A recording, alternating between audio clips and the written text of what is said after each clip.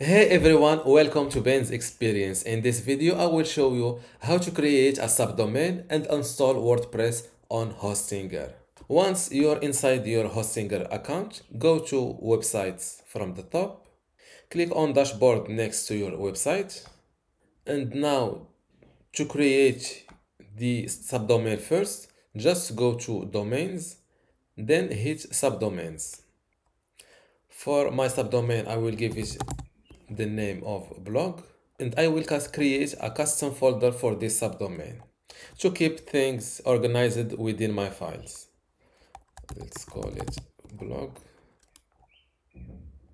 I want to give it the number 1 to appear the first in my HTTP or FTP files. Then hit create. Now my subdomain is created successfully. Just go to website, then WordPress. Click on the install button. Give your website a title, for example, blog title. The address email is correct. This is my preferred username, and give your new blog a password. Now click on advanced to select your new created subdomain.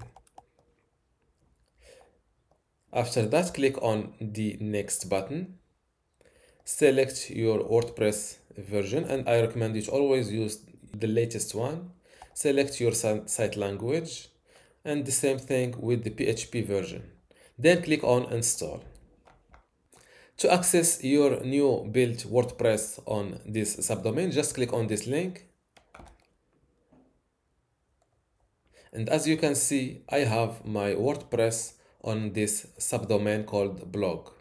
Before you go, I have something special for you. I have 2 free online video courses for you. The first one is about Hostinger hosting and WordPress managing, and the second one shows you how to use Hostinger website builder to make basic websites or online shops. You can get them both for free just by clicking the link in the description. If you liked this video, give it a thumbs up and subscribe. If you have any question, leave a comment below.